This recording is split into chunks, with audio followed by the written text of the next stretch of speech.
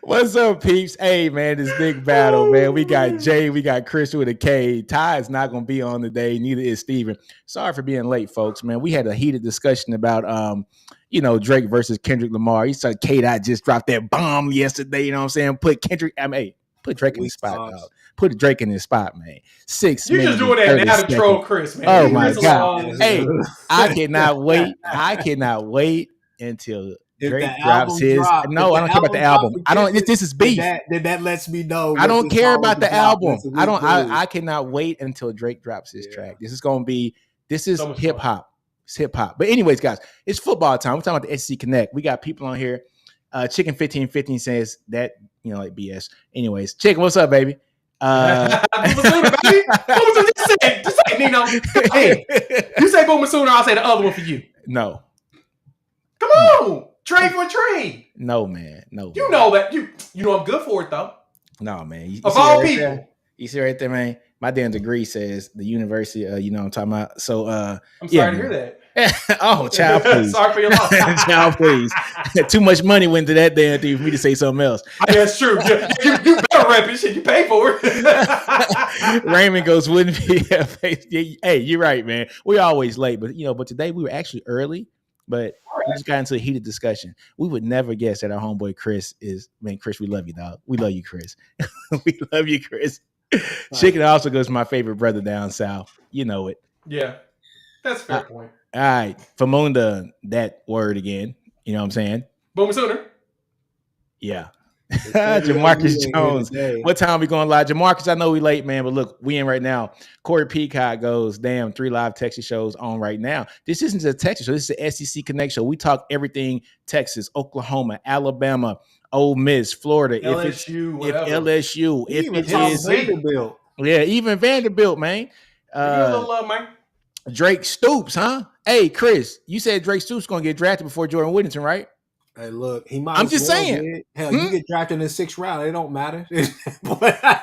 Hey, that boy is probably in a bad situation, anyways. He'll be back in Austin. Don't worry. He'll be. I bet you Drake Stoops wish he was drafted. Oh no, he in a perfect spot up there with the Rams. Perfect spot. Boy, he'll be there. He's gonna be behind the draft pick. He's gonna be behind the draft pick. He'll be coaching tight ends next year. Now, who? Drake Stoops? Nah, he gonna follow his daddy and coach. I don't know what Whittington is catching in the league. I know what Stoops gonna do. He ain't gonna be at the dog after the game. But go ahead. What's the first topic, man? What's going on? Hey, man, I'm going through this comment real quick. Hold on quick. All right, Stephen G. And thank y'all for waiting for Don to commit. Is killing me. I know Don. When is he going to commit, folks? Tomorrow. The anticipation is tomorrow. Today is the decision they're going to make. Supposedly, now I don't think there's going to actually be an announcement like live show or anything like that. He's going to probably just drop a graphic sometime tomorrow. Yeah, honestly, it's probably like a top 3. I don't think he's going to do that. I really think he's going to actually drop. I think he's going to drop the real deal and just be like, who do you think it's going to be, man? Who do you think it's going to be? You don't want to hear this, man. Who, LSU or Texas? Oklahoma. You think it's going to be Oklahoma? Mm-hmm. I don't know. It's going to be interesting. Very interesting. That's the best part about it right? Nobody knows. Is that because nobody really knows on the surface, right? I know that his people are talking to a lot of people. I know that his people have talked to at least 3 of the schools. I know they've talked to Texas, Oklahoma, and LSU. They just left LSU, so they don't technically count. You know what I'm saying? But upon leaving, I know they've talked to Oklahoma and Texas, right? Yeah, that's everything that's been reported. There's conversations of meetings happening, before the final decision and all of that. So my anticipation is today he's going to decide. Tomorrow they put it out there where he's going to go and get it over with. But the best part about this has been one of the most dramatic recruitments without drama that I've seen ever. Like they literally told you what they were going to do and they did it. That's true. I love that. Now we're just losing our minds to lose our minds when technically we should just let the man have his process. He wasn't heavily recruited out of high school because he was technically undersized and was really overlooked as a 3-star. Gets to TCU, shows out, starts 30 games roughly. Started as a freshman, started all games last year. And because of that, now you're starting to see, oh snap, people really want the dude. And now that he gets the opportunity to go through a recruiting process, he took advantage of it. And to be honest, I'm not mad at him for it. Get your flowers. Get your flowers now because you didn't get him as a recruit. So give me that. I heard I heard that he went down there to the 40 acres, found a stall, did number 2, and then he kept going to LSU. Didn't even stop for a visit. Said, "Nah, y'all boys ain't ready. Y'all ain't ready for talent to be." It's funny you say that, but last time we had 2 defensive linemen drafted in the first 2 rounds this year. Okay, I'm just saying. Thank you. It's been 14 years. But I mean, hey, man, live in the past all you want. How does it feel? Yeah, it's been 14 years since y'all can say that. Live in the past all you want. I'm talking about right now.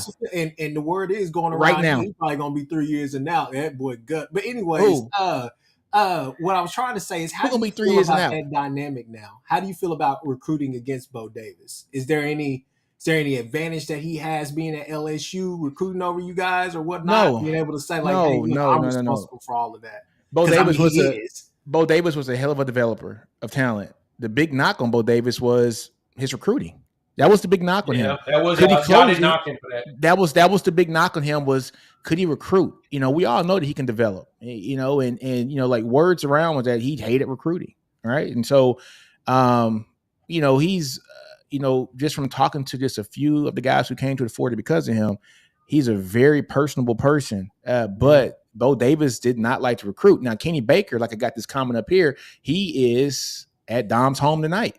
Right. And he's with Sark right now. So it shows you that they are looking at this as a top guy to get in this transfer portal. And so now it's going to be, can they convince him with the last, visit? Because them coming in this late is basically kind of telling that they're not in the number 1 position. Right. And so they're trying to sway. So this is going to be big here for Texas with Kenny Baker, because Kenny Baker is a guy that came from the NFL and he was an assistant D-line coach. Right. And so he comes to Texas, but they say he's very energetic. The kids like him. The players love him. So can he reel in his first big target here at Texas? So I'm not worried about recruiting against Bo Davis.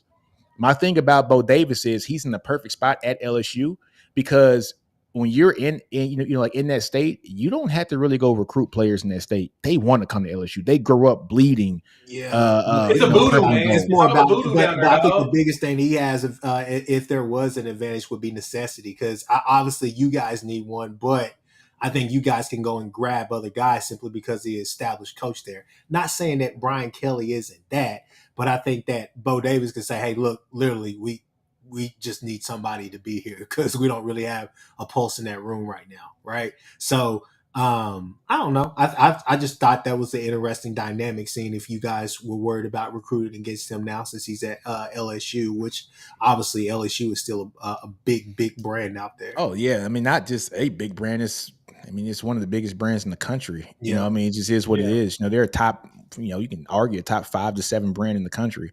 LSU is LSU, especially when it comes to football. But Bo's going to be great there, man. I think everybody understands him going to LSU. He's been there before. The talent's going to fall in his lap. It's weird because that state is a very poor state. Anybody that knows me, I grew up in Shreveport, Louisiana, grew up like poor as hell. Like that state is poor, man. Like we are a very poor state. A lot of kids don't have money to go to camps and stuff, man. They can't go to Rivals Camp and 247 and On 3 camps. They just don't, they don't have money to do it. Trust me, I got 2 cousins that played at a small 2A school. One's at Colorado now, and the other one got offers from 30 schools. You know what I'm saying? So, they couldn't really afford to go to these camps. So you get talent that are 4 and 5 star guys that never get that 4-star. They're 3-star guys because coaches don't see them, and coaches are lazy now. They don't recruit like they used to and go to a small town and go see a kid ball out. Right? They don't do it no more. Yeah, they only see kids that come to camps. But that's everywhere, especially when BV and staff got here. I think Jay would agree with me. I mean, when they got here, that was really the first time in probably a long time that you've seen real true evaluations go out to go and look at kids. Really, the only great evaluation I would say, and maybe I'm wrong. Jay, correct me if I'm wrong, but the only great evaluation I would say Grinch did while he was here was probably Danny Stutzman going to get a 3-star out of Florida, that you're like, hey, this kid is probably a high 4-star, maybe even a 5-star in other states. You get what I'm saying? So, I mean, at the end of the day, I really think that it really boils down to that. So definitely get what you're saying. I think for Dominique Williams, man, I don't know, man. I think OU really made it hard. I think OU has been really aggressive, which you were hoping, simply because two things. One, last fall, whenever the portal opened, that time, Jay will tell you, it's very stagnant, very slow. Nobody was aggressive, anything. We were all like, what are we doing? Should we be moving? Should we not be moving? But two, I think necessity as well. I think we need to add a piece like that to really bolster that D line like we want. But no, I like OU's odds, but LSU would be a close. I would say they're probably 1B if we're 1A right now. That's just my thoughts.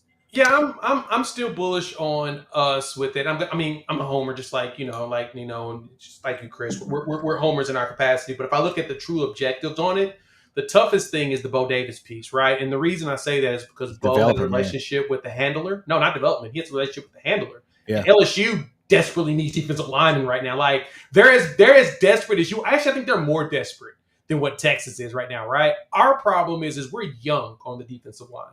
Experience, yeah. we got one dude. Well, we got Lole as well, who just transferred in from Louisville. Now he's healthy with Dejon Terry, but we're very young on the interior with Jackson and Stone.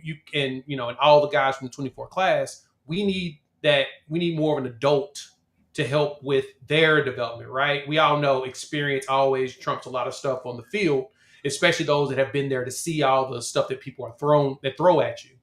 So for me, I think what makes LSU the big challenger, like Missouri, I didn't think Missouri was ever actually in it. I think Missouri was just him going to go do a visit, right? But they're great. Great school, though, man. I mean, I think they're going to have a really good team this year. They're going to have a good team this year. They were solid this year. I'll give them that. I don't really, there's and Dom is one and done, right? He's one and done. He had 2 years left. He got 2 years. All right. Yeah, he's a sophomore. He's a sophomore. He's classified right now as a sophomore, so he's got 2 years. He came in 22, so which shocked me, to be absolutely honest. Like, dang, I don't know. I don't know why I thought he was a little older than that. No, he's a true grade as well. I thought he was a grad, but no, he's a true graded sophomore. So played the 2 years that he's been in, and so because of that, he'll be good. But I don't think Missouri was legitimate. Now LSU, I think it's legit. I think Texas is legit. I think Oklahoma were legit for him. Now the question is where does he where does he want to play? Because I don't think NIL is going to be the factor in any of this. No. Truly honest, because I think my next question. I think all three teams are going to pony up. They're not playing. You can tell with the way that the pressure feels like it's been in this. Like I said, this has been a dramatic recruiting without any drama from him. Like he's just said, I've done my visits, take a few pictures, show a video tour here or there, and then I keep going, right? The handler has done more, but he's done what he said he was going to do. And it appears that every school, and like you said, Texas is going in for a visit now, so that means it's a last second, hey, we'll up the NIL money, meaning everybody's playing in the NIL game. Yeah. Nobody's out for NIL. It's going to be more than NIL to win his services, right?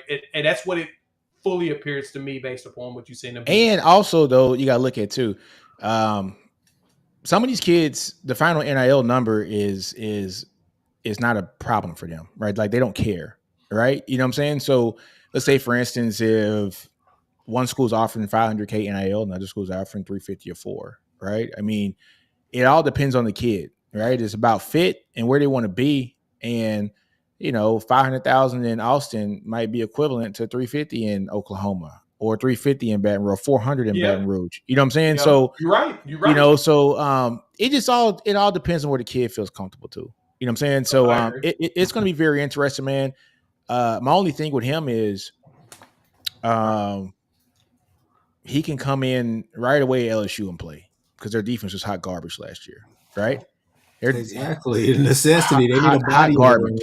But this is my thing. Do you want to go to a defense that was hot garbage last year? Or do you want to play at Texas or Oklahoma that had some pretty damn good defenses last year? You know what I'm saying? Especially on the defensive line, right? So both schools kind of offer the opportunity for you to show your talent, but not have to be the guy to go out there and beat it 24/7, right? Be the only dude, right? You be the only guy. Yeah. You know what I'm saying? And so now, once you're the only guy, like a la Harold Perkins, right? But I ain't gonna say that because they had Smith last year too, which I think he got drafted a little too high, on Friday. But I don't know, man. Look, the potential for that kid outweighs everything. He's just been, injured and just silly stuff just happened to him. But the Wingo kid was obviously he kind of went low too, but obviously he was undersized. So So it's yeah, it's gonna be interesting. It's gonna be interesting. But look, frightening truth. Great comment here. Bo and LSU is gonna be a rough matchup for everyone in the SEC. I totally agree. I don't know because he's gonna have to recruit Chris. He's gonna get the LSU. Here's the thing that you're forgetting. When does LSU finally get tired of this Brian Kelly stuff? Because at some point they probably are. No, I mean, think about what Brian Kelly just did. He overstays his welcome. He's a coach that you normally overstays his welcome. Traditionally, I would agree. I don't think LSU will have that problem, and I don't think so that. Either. Well, the thing about what happens to coaches at LSU is either you go to the NFL or you do something stupid to where you have to get fired, right? Question is, will Brian Kelly be stupid enough to do what Ed Orgeron or Les Miles did to where you get forced out the door, right? Yeah. I don't think Brian Kelly's willing to go to that level of unethical that Les Miles did. Yeah. And Saban left to go to the NFL. And I don't think Brian Kelly's going to the NFL. That's true. Orgeron was stupid, right? He was just dumb. And I'm just going to say that out loud. He got a divorce. He got a divorce right after winning the national championship. And I saw had girlfriends and stuff. I saw him in Vegas with some young 20-year-olds, right? Yeah. At the same time, the dude had girls at practice calling plays. Yeah, I get all of that, but I don't think Brian Kelly's that stupid though. But my whole thing is that you got a Heisman last year, you lost that coach, you lost your OC. My question is simply this, because let's just be real, they didn't have the season that they wanted to have, and they weren't a team that we all were like, yeah, they're great. Toward the end of the season, they had a bunch of highlights and stuff, but nobody thought that they were going to go up there to Ole Miss and have to win a Big 12 game, Big 12 style game like that. There were certain points in the season where you're just like, okay, well, maybe this, maybe that. And yeah, you see them go out there and put on performances against Mississippi State where you're like, okay, they got a good slap in the face. They're going to, do this and do that. But they started the season funky with Florida State, which I had them beating the hell out of Florida State. But was that a funky start? Florida State? If they have their starting quarterback, they're playing in the playoffs. It looked bad at first. Yeah. But if they have their starting quarterback, they're a top 2 team in the country. I get that, but man, you getting blown out by like 30, and then it was just, bro. They just did not have the season. I'm like, no, we still got to factor that in. They didn't have a great season last year. They had a solid season. Chris, I understand what you're saying, but let's look at these losses, right? Yeah, they lost to Florida State, which we all understand what Florida State was last year. If their quarterback doesn't get hurt, they're playing for a national championship. All right, is that fair? Is that fair? Yeah, okay. Right? They lost to Alabama, who played in the playoffs this year. Okay. Yeah. And they lost to Ole Miss in the nail. 55-49. It was a no defensive game, but they had 3 losses this year, man. And 2 of those losses, you can't put your head down. And they had horrible defense and lost to Alabama and Florida State. Mind you, they were large margins. Mm-hmm. We get it. We understand it.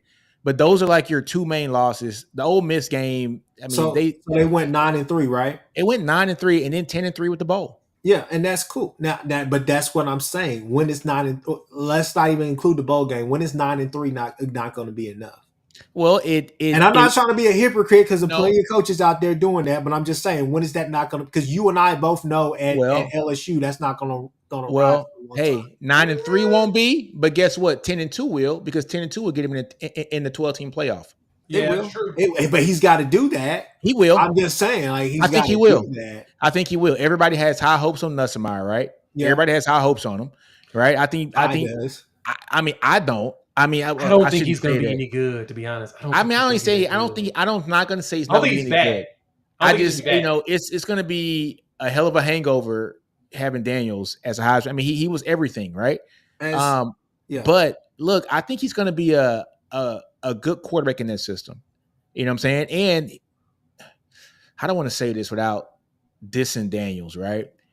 Daniels was awesome, but once you have a guy that was electric and was the best at what he did at that position at that school for quite some time, right? Well, I think I said quite some time. He had so big guy. What's the guy's name? Burrow, right? Yeah, Joe Burrow, yeah. Yeah, but those 2 are the 2 most memorable quarterbacks that you had in that program for a long time, right? Yeah. Now, the next year, is usually going to be the fall off year. They might surprise some people, man. You know, I don't think their schedule is like just deadly next year. You know what I'm saying? So they get an opportunity to do some damn good things. Let me pull up their schedule right quick. They got USC. They should beat USC next year. And I'm sorry, they should beat USC, right? Then you go to Nicholls State. They should beat South Carolina, right?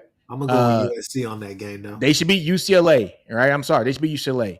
They should beat South Alabama. You're 5-0. Ole Miss is their first test. Okay. I ain't gonna say first test. USC and UCLA are going to be tests. I think LSU should beat them. I do. Right. I'm questioning the USC being a challenge because they've got that young quarterback. Was that Moss? Miller Moss. How good is Miller Moss? How good do you think Miller Moss? I get it, but my only thing is we all know Lincoln's offense, especially at the top of the season. He's going to be geared up to play this first game against LSU. Let me ask you guys this question because me and Ty talked about this a little bit. They got an easy schedule, dude. On X. So I told him, "What's up, PG?" I said to Ty, I said, "Hey, one thing that could potentially hold Lincoln back," and I think I even put you in it, Nick. I said is what Nick always says. We haven't seen Riley without a generational quarterback for a long season. Now Miller Moss is a high. Yes, we have. We saw him with Spencer Rattler, and he won the Big 12 championship. Oh my God! Come on, he's not transcendent. I'm sorry. No. Come on, man. Hey, Spencer. He's not transcendent. Games, Spencer let it rip that year. Spencer was showing all the potential. Spencer's not a transcendent quarterback, and he won the Big 12 with him, and then also won the bowl game that year too, right? We can argue about that later. And then he lost his job to Caleb. So yeah, and then he lost his job to a transcendent quarterback. Right. Okay, so I agree with you there. Come on now. I can't argue against that. That's true.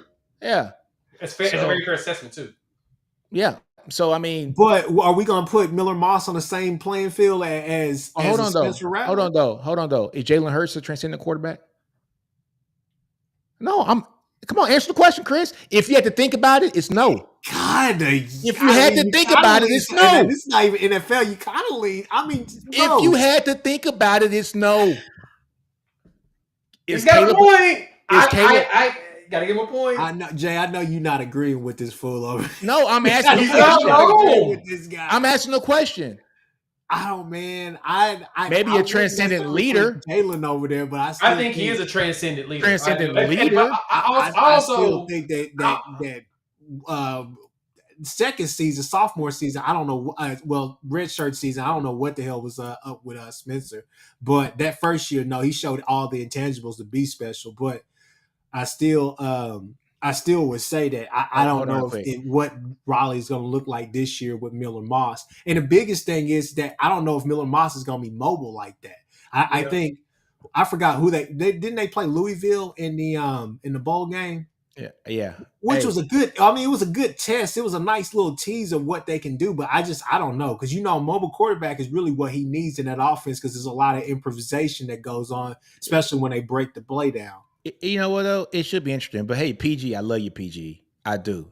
We understand Jalen Hurts took his team to a Super Bowl. We're not talking about NFL. But so did Brad Johnson. So did Russell Wilson. So Russell Wilson took his team to 2 Super Bowls. Was he transcendent in college? No, he was a third-round pick. There's a reason why he's a third-round pick. Yeah. He wasn't transcendent in college, PG. Yeah. Y'all see Oni's look at Sean's and PG, I love you, PG. I love you, PG. But hey, Jalen was not a transcendent quarterback, man. Sorry. He wasn't. So I'll say this. So I argued with people throughout Jalen Hurts' career and told him I love Jalen. He would be a good NFL quarterback, right? He always had all the pieces, just not the physical. This is not the arm. I don't think he had the arm that did enough to make you feel the quote unquote transcendent. But I always feel like he was an NFL quarterback. Right? Yeah, he's an NFL quarterback, but his arm deficiency in college is still showing up in the NFL now. Okay, that's the problem. So he's basically Drake to y'all. Okay. Anyway, so Sean says Jalen Hurts was a one-man offense who occasionally threw to Jay, you hear that? That's hilarious. Okay. I get it. Y'all, I get it. You trying to say Jalen was Cam Newton. Nah, I understand. I get it. That Cam Newton was a one-man offense. You know what I'm saying? Nah, man. Look, I love Jalen. I think he's one of my favorite players to watch at Alabama. Even when he was at OU, I liked watching Jalen. And I like watching them now in the league, even though I'm a Cowboys fan. But I'm not going to sit here and call Jalen Hurts a transcendent quarterback in college. I'm not going to do it. You know what I'm saying? He just wasn't. Transcendent for his era in college football was Joe Burrow for that year. That's transcendent. Let's push year. Let's push all that back. Let's push all that back real quick because let's get back to the point. I think we were talking about LSU schedule. I think that and this is okay. So there's two sides of the cons. The pros, the cons are okay. I don't think anybody on here considers Miller Moss or even the UNLV transfer quarterback to be generational. We know that he's going to have some weapons out there, but we don't expect them to be just this dominant team. Now the pros are he has tried to make some strides on the defensive side of the ball with the new staff. I heard they're tackling in practice. I don't know because the spring game said differently. So, second thing, you wrong with that, Chris. The other thing, that was wow. So the other thing that you got to think about too is that when you face Lincoln, or one of the most dangerous spots to face Lincoln Riley at is in those first few games of the season. Why? Because his offense is going to stay the same, but he's going to add some wrinkles in there and some trick plays that you just going to be like, that is the most creative thing I've seen in quite some time. It's going to happen. Yeah. And you're not going to be ready for it. That's fair. If that defense isn't ready, it's going to get nasty out there. And I'm excited to see Branch. I want to see if he's going to take it to another level because he's the type of receiver that should be that. He should be their one. He shouldn't be the gadget guy like this year. He should be the one and be going crazy all over the field. Yeah. Look, so this is LSU schedule, man. So you got USC first off, and look, I'm going to say LSU's going to beat USC. That's just me. I think they're going to beat them, right? They're going to beat Nicholls State. We get it. They're going to beat South Carolina, in my opinion. I think South Carolina's they're going to take a big step back. They're losing a first-round wide receiver. They're losing Spencer. I think they take a big step back, right? UCLA, I think they beat UCLA. I do. And, of course, they beat, South Alabama. Then they got a bye week. Then they go to Ole Miss. This could be very important, this bye week here prior to Ole Miss, because they get Ole Miss at home, too. Right. So you got 2 weeks of basically practice because this is going to be a warm-up game, right? South Alabama's a warm-up game. The Rico. Yeah. And then you play Ole Miss and you got them at home.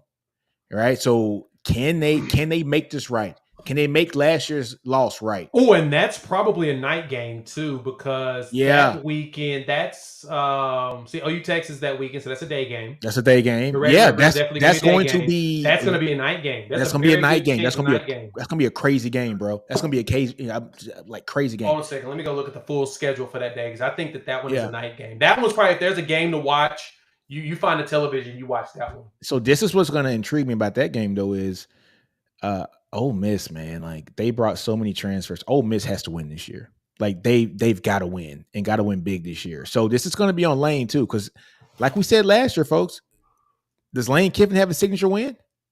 I mean, no, he doesn't. Brian Kelly has one. Oh, okay. Brian Kelly beat Alabama, right? It's First true. year, he got a signature win. So I guess the question for this one is going to be for that weekend, as I'm talking crazy games, the only team that truly competes with LSU in this one is going to be Oregon, Ohio State, and Penn State, USC. Oh yeah, for the night game. So yeah, that's your night game competition. Hold on. Oregon and who else? Oregon plays Ohio State in the Autzen Zoo, and then Penn State travels to USC to the Coliseum. Okay, it's going to be LSU. So one of the Cali games could be the night game because of it being in Cali. Yeah. But I definitely believe that's going to be Ole Miss LSU. I think so. Both of them are undefeated too. But so what if Ole Miss wins that game? Okay, so they're 5-1, right? They're going to beat Arkansas. They should. Yeah. Penny should get fired, and Petrino will be the new head coach. They're going to beat A&M. I just don't think A&M's healthy enough. They got an off week, then they play Alabama. See, look, they're getting their bye weeks are in perfect locations, right before Ole Miss and right before Alabama. I mean, they got great off weeks, right? I typically would agree with you there, but traveling to Gainesville Well, playing at A&M and then having a bye week before Alabama is fantastic. It's fantastic, really and you get Bama at home, you get Ole Miss at home. Those are probably your two toughest games in the schedule. You're gonna get Bama and Ole Miss at home, right? Yeah.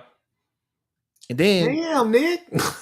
What? Those are two toughest. Add a third one in there. No. Look. I'm going down the list. As of right now, Alabama and Ole Miss are going to be their toughest games. Third toughest game is going to be Oklahoma, and they get Oklahoma at home too as well. Yeah, and that's going to probably be a night game because it's Thanksgiving weekend. Yeah, so because you'll have Thanksgiving games. Are you all playing? It should be talked around. We got to play Thanksgiving. Yeah. So y'all in the Egg Bowl will be Thanksgiving. God, that's gonna do. We're getting rivalries. We're getting rivalries back, man. Oh, it's gonna be a day. So look, I think LSU splits one of these games between Alabama and Ole Miss, and I think they get Ole Miss. I think Bama's going to get him because I got a feeling, man. I got a sneaky feeling about Jalen Milroe this year. Milroe's going to go off this year. I'm telling you, bro. Kalen DeBoer is going to have that offense looking stupid, wicked, good. Yeah, but defensively, man. I know they are losing a lot, man. They are losing a lot. I'm sorry.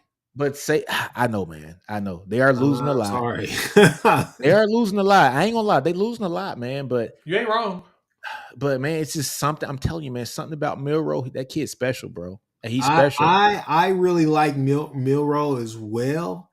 I got to see it from the pocket this year, but I think you will because DeBoer runs like I said, he runs such a college friendly offense. And so it has some pro concepts in there, but he's not going to be like Tommy Rees where it's sporadic play calling where, okay, I think that you can take on this much, so I'm going to give you all this week. No, DeBoer puts a lot of the onus on the wide receivers. The wide receivers got to go make those plays. But Alabama has it. Offense. They have it. And look here, I'm going to tell you something too about Alabama, right? Their line wasn't great last year. We understand it, right? They got better as the year went on. But they still got problems in that line. But the way that Kalen runs that offense, it's going to take a lot of pressure off that line because he's going to get the ball out quick, man. And just talking to Ty about this, Ty was saying that during the spring game, the head coach came up to Jalen and was like, dude, I understand you want to be the best quarterback ever, and I get it, and you want to work on your passing, but what are you special at? Running. Do it. You know what I'm saying? Don't be hesitant. If it's there, take it. I'm telling you guys, I got a feeling Alabama is going to dish out some freaking punishment. Is going to be nice, and he's going to be able to throw bumps. And I think he has a higher upside than Penix, to be honest with you. Yes. I still can't believe he went at number 8. The kid is hella talented, but 2 ACL tears. And we're still doing this, Falcons, even with those quarterbacks. It's the Falcons. No, they drafted a running back last year, which was stupid as hell. It's the Falcons, Chris. You just hate DEIs, man. You just hate. It's the Falcons, bro. They gave $180 million to a quarterback, like 2 months ago, and then go draft his replacement.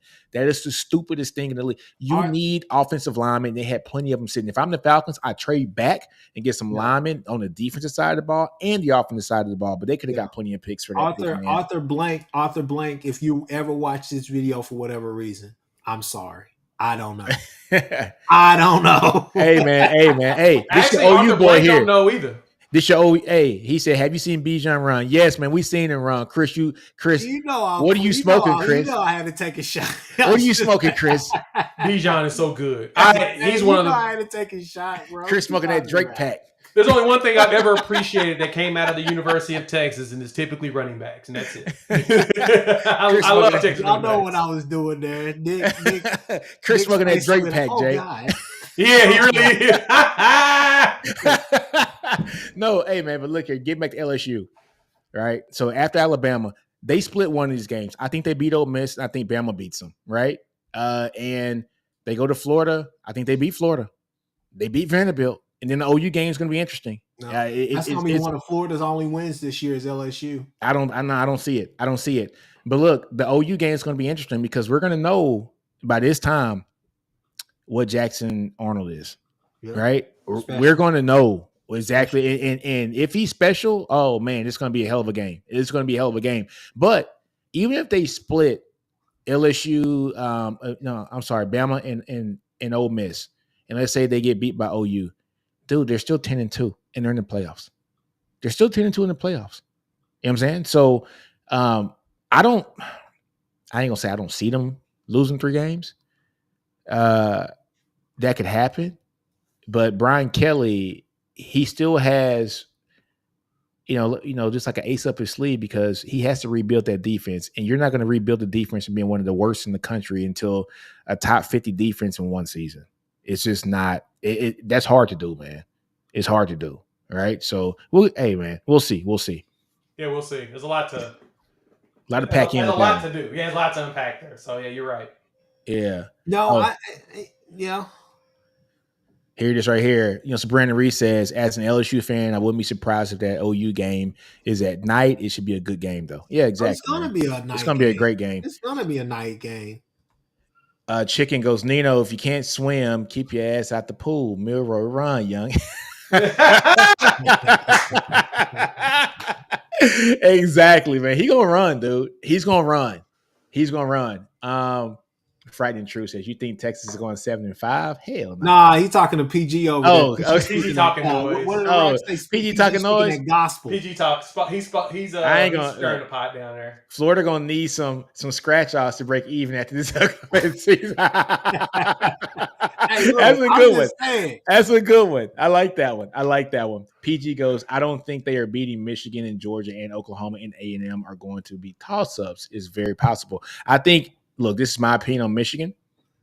I think Michigan is going to be a very depleted team this year. And so I'm not saying I'm not worried about Michigan. It's going to be a hell of a game because it's at Michigan. I'm more worried about Georgia. Georgia's going to – to me, I'm going to be honest. If there's 3 games I'd say y'all truly should be worried about.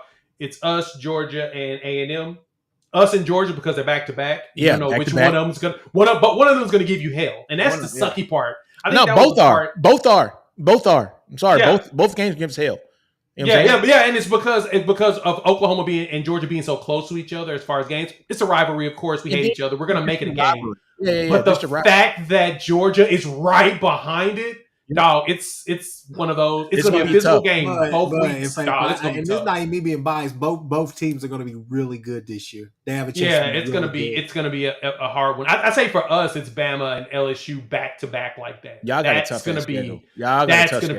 We do. We have all the best teams in the freaking conference. Place for us though. That is true. Is a perfectly placed for us. That's the only thing that we got going for ourselves. Those bye weeks are in the right spot.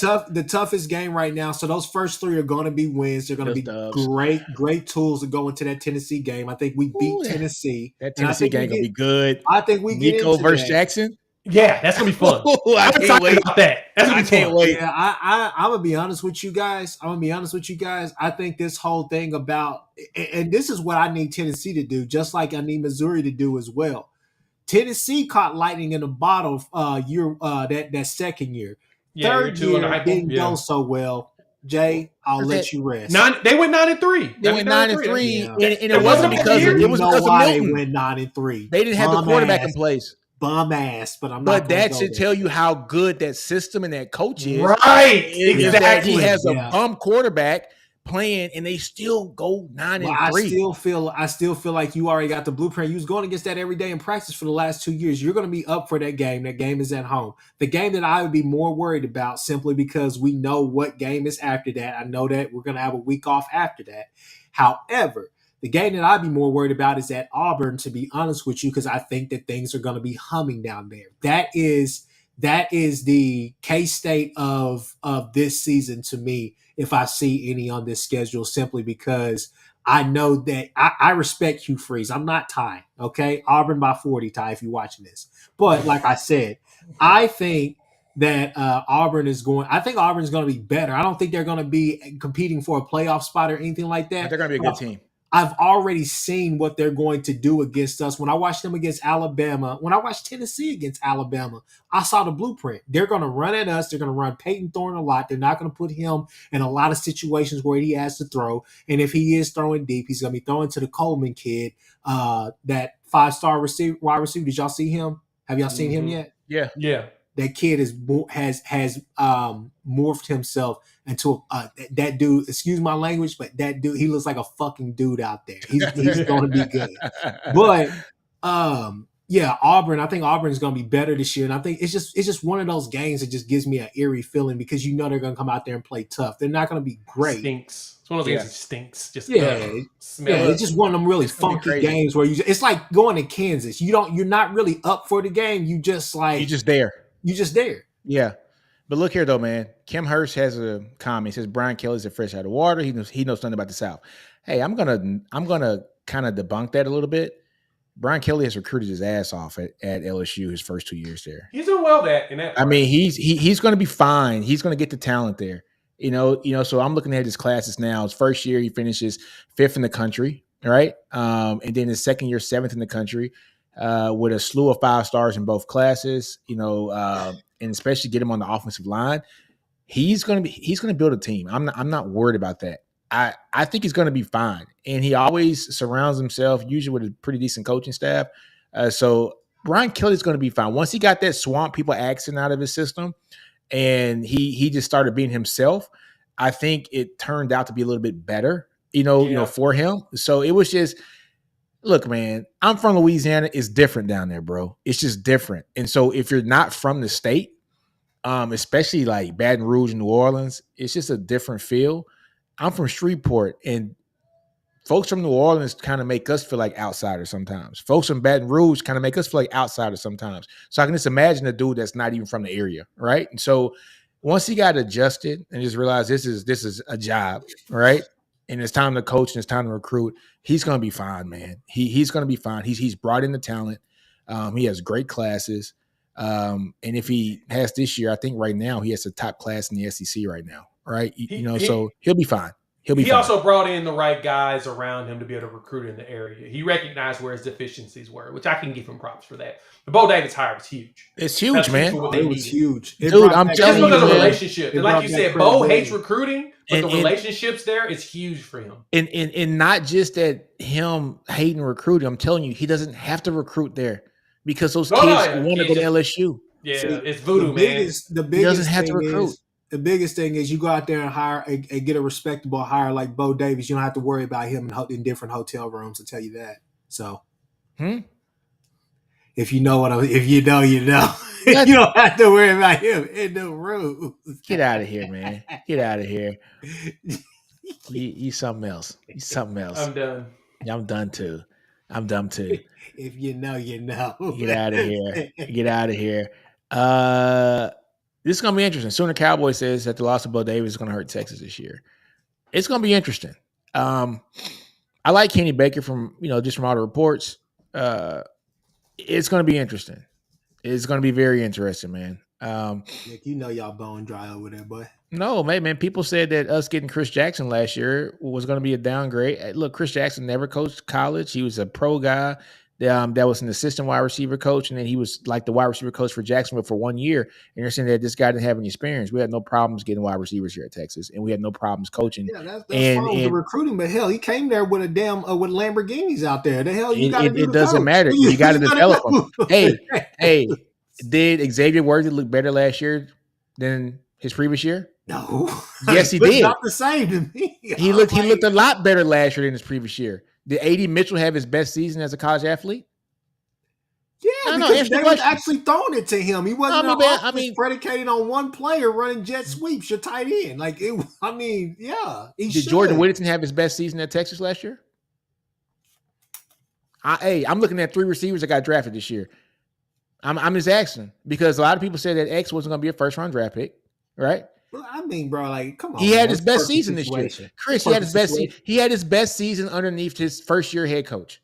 And his first-year head coach recruited at a hell of a job this year, too, getting a guy like Ryan Wingo. I'm just being honest, man. Like, he's recruited well. He's recruited well, and he has helped develop talent. That's one thing that I want to talk about, too, with Kalen DeBoer that people are getting on is saying that him at Alabama, well, he's never done it with his own talent. That's like the stupidest comment you can make. So, yeah, he's tucking other people's kids that have gotten that coaching staff fired and gotten these people to produce. That is hard. That is not an easy feat to take a group of kids that got a coaching staff fired because they didn't produce and to make those kids play great. Sorry, guys. That's hard to do. So Brian, Huh? I'm just being honest. Hey, can we talk about that to end this at some point? What's that? Colorado, the whole Colorado thing, because I think I got something to say about that. Hey, man, hold on, man. It's Let me get out this. Hold on, right here, man. I gotta talk about this one, man. You know, look, man, I'm close with the Colorado thing, man. Go ahead, Chris. Go ahead and split the beans, man. Go ahead, dog. All right, let me go ahead. Look, okay. We pick and choose our fights. We do all this stuff and we say we believe. And I know I'll probably take some flack for this. Somebody gonna run this at some point. I don't get it. I'm confused on what we doing out here because everything. And I'm just saying that. Look, I love Prime, and I love what he's done and what he's meant for college football. What he did at Jackson State, coming to Colorado, reviving that program, everything that he's done. My biggest problem is that you kind of messing with that line. You playing a dangerous game because a lot of the stuff that you've been coaching and been promoting, you could go down the line with some of the stuff that you've been doing. Yeah. So it's hard coming from, because like, look, I'll be the first to admit, like, first year at my JUCO, really had a red shirt, work on my body, get ready. Second year came back, ready to hoop, was about to play, gonna be in a rotation. We was serious. Boom. Basically, I hyperextend my knee. I'm out for the longest. Just couldn't get it right till mid season, and shit is basically over. I did, but you understand those mental hurdles, those all the grind it takes to really prepare to get yourself to that level to be able to play, to be out there, to be considered to be on the field. But if it's coming out that we falling through cracks and we picking favorites and doing stuff like that, I just don't know, man, if I'm riding with that train anymore. So I don't know, man. I feel like just thinking about it from like a college players, it's one of those things where it's like, damn, would you really send your kid out there to play for Deion? Because right now in this day and age, it's hard to play it's hard to play college football for anybody. It's hard to play for Sark, hard to play for BV. It's hard to go out there and play for somebody like Prime, who not only is a legend, but is old school to the core. And is bringing voices in that room like Warren Sapp, who are old school to the core. And I don't know if that's going. It's just there's some slippery slopes that's out there. And I'm saying this right here is that look, you can call the kid soft, you could call him this, you can say he's not that. I'm just saying, man, it's a slippery slope. That they're playing out there. Chris, I'm with you, man. I was talking to my cousin who goes to where does David go to school at? He's in Monroe right now. I'm sorry, but I was like, look here, dude. Deion has to get off social media. You're the head football coach at a Power 5 conference. There is no retweeting a kid's post and saying Jesus law, kind of making fun of a kid's numbers. You got to be bigger than that, man. I'm sorry. You have to be bigger than that. And I'm a Deion fan. Like I'm rooting for Colorado every game, and sure you guys understand why. But look, man, don't be Lane Kiffin. Don't be lame, bro. Because first off, I hate to say it, you're not going to get the same opportunities Lane's going to get. You're not going to get those chances to do that in public and live them down. You're not going to get a second chance on that. People are wanting you to fail, Deion. Yeah. Don't give them bait. like all of college football wants to see you fail. And it's sad, but don't give them any fodder to add fuel to the flame. Don't. Yeah, don't give them Stay off social media. Colorado won 4 games last year, right? Which is an improvement. Which is an improvement. No, it's improvement. Oh, no, but look at this though. Texas won 5 games Sark's first year. Okay. Did you see Sark parading on social media talking about the kids trash because of the BV won how many games his first year? 7? Well, right? 6. Okay, 6, right? So was BV on social media? Look, man, I understand. Prime, you don't have to do all the antics. You're Deion Sanders. Kids want to come play for you. And I think that's where I agree with your premise. The problem is that a guy that has lived his entire life being the spotlight and being primetime, creating an alter ego because of his shining brightness of that, can't stop. It's like a drug. It's a narcotic that he cannot let go of. I am with you. He needs to. Yeah. He's not. He needs to do better. He needs to be more tactful with it. Because I want to see him succeed. Kids, right? I want to see him succeed, but I don't want it to be to where everybody and their mother is against that team, because look here, man, it's not the kid's fault. It's not the kids this or or what it is. It's they're going to have to back their coach up, right? And you don't want the coach writing checks that you got to cash in a game. You know what I'm saying? Yeah. Especially bad checks. It's just the fact that, not this kid went viral and stuff, but just a week or so ago, McClain was saying the same stuff. And yes, a lot of people are after that kid. My biggest thing is that will Prime be successful this year? I believe so. I think so he's too. Going to. I think the Big 12 is going to. The Big 12 itself has always cannibalized itself. So that's one thing.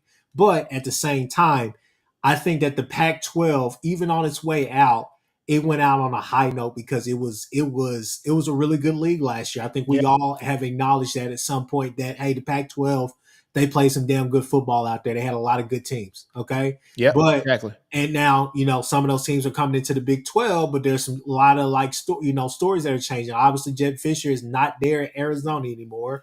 We don't know what Baylor is going to be. We think Texas Tech could be the one. I've been on record as saying, I know people going to hate me for this, but I think those states should just run the Big 12 now. But then again, Utah is coming back and they ready. Don't flip on Utah. But I think that Colorado has a chance with all the additions that they've gotten. But I think that it's not going to be hard to move past this. But this is definitely something that if you lose, it's everything on you. The volume gets turned up. Dude, so it's loud turned up. He's got to make a bowl game this year. Deion is 6 games. It's enough, but he's got to go to a bowl game. Deion is betting. He is betting so hard on himself right now and his kids. He's betting hard on them right now, and I respect it, but I just think it can be done a little bit more tactfully. Yeah. Yes, that's how I always felt the entire time. And that's all he has to do because look, I got what Shedeur was doing. Shedeur was defending his dad in their name. Like that's what they do. But not mad at it. Please understand, it don't matter who you are as a coach, no matter what you are as a coach. Every coach out there, if they're doing their job, is having the same difficult conversation with a kid every off season. But don't people gotta understand you get a scholarship, that don't mean you back there next year. People clean house like crazy. They come in there and get rid of everybody and go to JUCO route for a year. Then they re-up with another recruiting class, and then you sitting there at home still trying to transfer somewhere. Exactly. The whole thing is that he does more. Just keep it in house. That stuff keep it in house, man. That stuff should be in house. That's my only problem, is because when a coach of his stature and his ilk puts a narrative out about a kid, once he's Deion Sanders, man, like it's gonna carry a lot of weight. You know what I'm saying? It's gonna carry a lot of weight because he's Deion, right? So, I just wish Deion. Look, I want him to be very successful. You guys know I want Colorado to be successful. I want them to win every game this year unless they play Texas, right? Because I got family ties in there, but I just think as a head coach at a Power 5 conference, there's some stuff that you got to be a little bit more buttoned up. Yeah, do better, bro. That's really all it is. Do better. Yeah. Got to be buttoned up. I guess to end this, if y'all want to end on this note, but I got another question for y'all. How many SEC teams, this is for the chat too, especially chat, how many SEC teams make the playoffs next year? 4. 3 or 4. Hold on. I was going to say 3. I was going to say at most 3. Because I think there's going to be 3 teams with at least 10 wins. Okay, so I'm going to say 3 teams from the Big. I'm going to say 3 teams from the SEC then. That's 6, right? It's 12 teams total, right? So it's 12. Yeah. I'm going to say Pac-12, they have 2 teams. I'm going to say 1 team from the from the ACC. Yeah. I say 2 ACC and 2 from the Big. 12. Nah. So 2 from the Big 10? 12. 3. Three. Yeah. I say 3 Big 10, 3 SEC. That's 6. 2 ACC, 2 Big 10, that's Big 12. 8. That's 8, and that's 2 from the Big 12 was 10. Yep. You got 2 more. You got 2 more spots. They're gonna have a G5. A G5 gets 1. Who is the 3rd team in the Big 10, bro? Ohio State and Michigan, and that's it. Oregon, probably. Yeah, come on, big dog. Oh, you got Oregon, you got Washington. Yeah. I don't think Washington goes. No, it's gonna be Washington. It's gonna be Oregon. Probably. It's gonna be Oregon. Yeah. I think Oregon makes it because Nan Lanning is doing masterful work. Dude, the SEC could put 4 teams in. I'm telling you. The SEC could put 4 teams in with the way that the committee picks. Some 9-3 team could go over you. I'm telling you. Especially, yeah. Well, shit. Hey, let me look at the and then you put 2 at large in there, right? But hell, by logic, at large, I'm saying at large, but I mean a G5. G5 could get at least one. Notre Dame's going to get in. I think Notre Dame makes it. Can they not lose 3 games this year? That's the thing. I think they can this year. It's going to be weird, but I think Notre Dame gets one of them, and then G5 gets it. That's your 12. All right, so here. Okay, so look here. This is going to be week 16. Let's look at week 15 rankings per the AP. All right, so look here. Top 12 teams last year. Number 12, Oklahoma. Number 11, Ole Miss. Number 10, Penn State. Number 9, Missouri. Missouri does not have a tough schedule this year, folks. Number 8, Oregon. Cakewalk. They're going to lose all of them. Number 7, Ohio State. Number 6, Georgia. Number 5, Alabama. Number 4, Florida State. 3, Texas. 2, Washington. 1, Michigan. Looking at last year, if they stopped at 12, right? You're looking at, without Texas and OU in the picture, they put 3 teams in. No, 4. They had 4 teams. They had Missouri, 6 total. Yeah. Ole Miss, Alabama, and Georgia. Those are 4 of the top 12 teams in the SEC last year. No, I agree with you. That were in the top 12. So I'm telling you, I can see the SEC getting 4 teams in this year. And I wish Steven and Ty were here. That's a good. Yeah, we may run this back. We may run this. It's a good topic. This is a good topic, man, because look here. If you add Texas and like OU into it, that's 6 teams, bro. But of course, the schedules were easier. We didn't, think about it. Texas and OU didn't have the same schedule that Georgia and Alabama. Well, I shouldn't say Georgia. Georgia, the SEC East is the SEC least, in my opinion. Now they got a good schedule this year. So it's going to be interesting. But no, ACC had Florida State. That was it. I'm telling you, man, ACC is going to probably get Clemson in this year. That's about it. So what's Notre Dame's schedule? But look at the big, you know what I'm saying? Like the Big Ten. Last year, Michigan, Ohio State, and Penn State.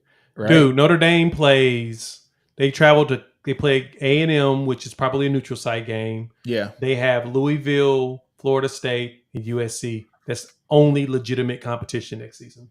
They're not losing 3 games next year. They will go 10-2. That's another topic, because I know we only going for an hour, but that's another topic. Nick, write that down whenever we all reconvene. Hold on. Are we buying Texas A&M stock or not? Because they've made some really good moves in the portal, and they've done some really good things around there. I'm sorry. Elko came and cleaned house, and I think he may have got things in order. Order. I can't buy stock the first year because cleaning house the first year is tough. It's tough to get up that first year after that, maybe the year after that. And their offensive line still sucks. I'm sorry. The offensive line is not that good. So Connor Wegman's going to be running for his life, and he's already hurt. You know what I'm saying? So that's my only thing with them. They got the talent. Their line just isn't good enough this year. They weren't good last year. I don't think they're going to be good this year. And he did. He cleaned house. People talk about Colorado and their transfer guys. They had 27 guys in the transfer portal this year. A&M had 26, right? So it's going to be hard, man, to replace that kind of talent, want these guys to jail, right? Because we're giving them 4 months to jail. These guys have never played in a real game next to each other, right? So it's the same complaint I have about Ole Miss, right? It's the same thing I have about Ole Miss. You brought in a lot of guys, but is this going to be a bunch of talent thrown together, or is this going to be a cohesive team, right? So good question. I'm not going to buy their stock yet. The next year, I think that's when they take off. 2025 season. That's just my opinion. But A&M stock, I write it down for next week. A&M stock, and we're going to talk about playoff picture, right? Yeah. Playoff picture. It's going to be interesting, man. The playoff picture. I'm with you, Jay. I think Penn State can get it. I think Ohio State. I think Michigan, and I think don't know. I gotta look at their schedules. I gotta dig into because schedules, but yeah, it's gonna be interesting. Here's Notre Dame's going. I hate to say it, they're parting- going. Here's my parting shot with the Penn State, and yeah, with Penn State, that's a great place to kind of leave off. With Penn State, I don't know if they even if they go 9-3, I don't know if the committee awards them. I mean, I don't know if the committee puts them in the playoffs simply because, like I said, Nick, numbers lie. I mean, women lie, men lie, numbers don't lie. And I know you're a numbers guy.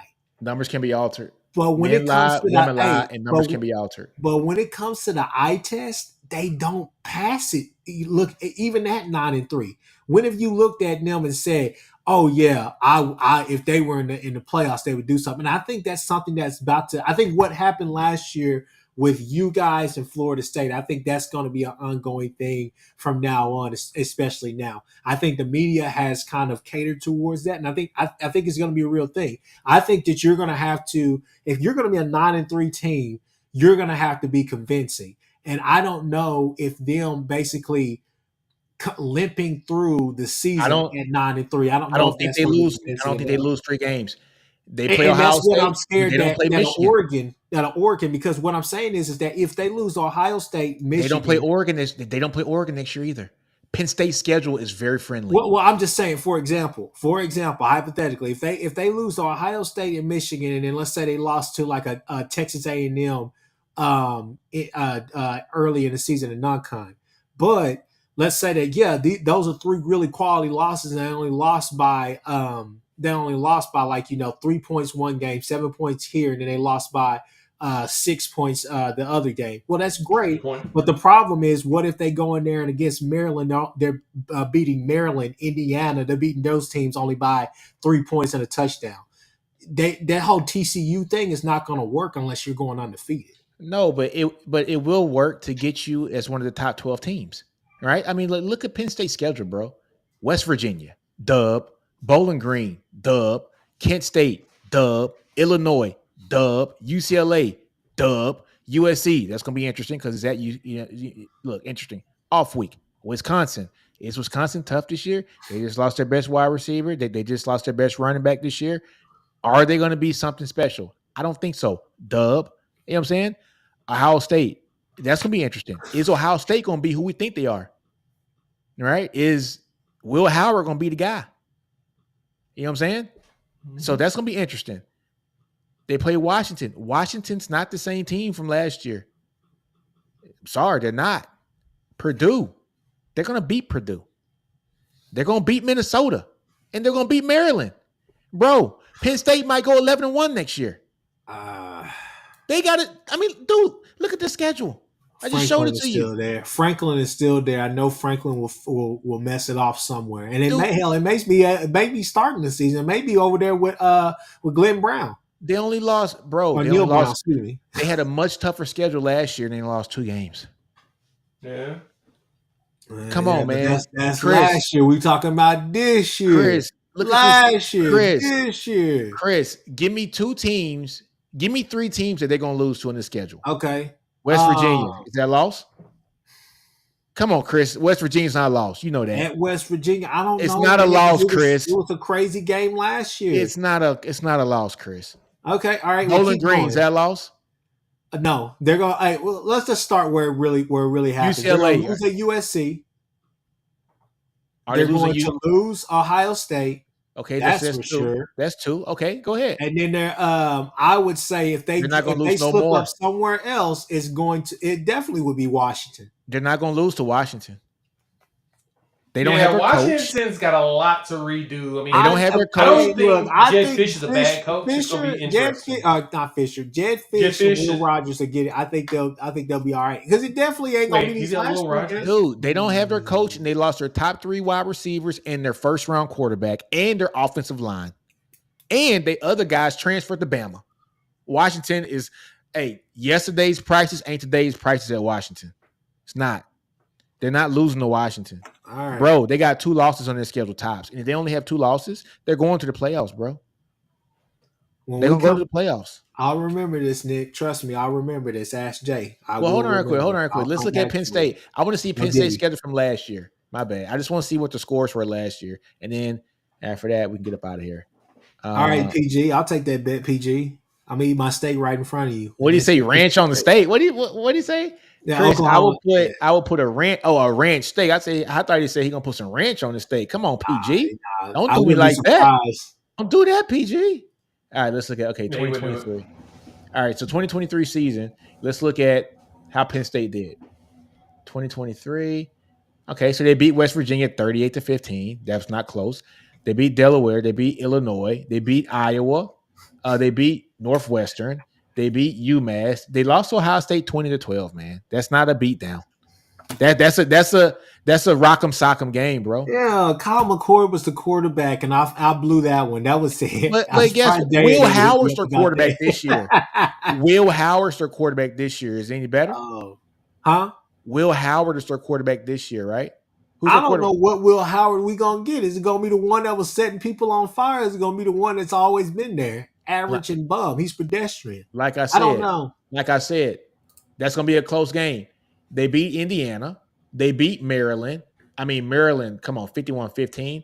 They beat, Michigan beat them 24-15. Remember, that was a very close game. That was a close game. Then they beat Rutgers and they beat Michigan State. Bruh, I'm telling you, bro, they're going to only lose 2 games this year, tops. They might only lose 1 game this year to Ohio State. They might only lose 1. Serious. The Big is not that tough of a conference, man. They're top heavy. They got 3 teams over there. Well, now they got Oregon. They got 4 teams over there now that can really compete right now. I don't think USC is going to compete next year. I just don't think I have to see it to believe it. Right? Bro, I think USC or UCLA competes next season. And they don't play Oregon next year, and they don't play Michigan. You believe a lot in Franklin. And I didn't say I believe a lot, dude. Franklin and Lane Kiffin, we said this plenty of times. They're the same coach, right? But at least Franklin has some signature wins. Did you say he had a signature win, right? You know what I'm saying? And he's not playing he went 10-2 last year. He lost to the big dogs. That's it. He beat everybody he's supposed to beat.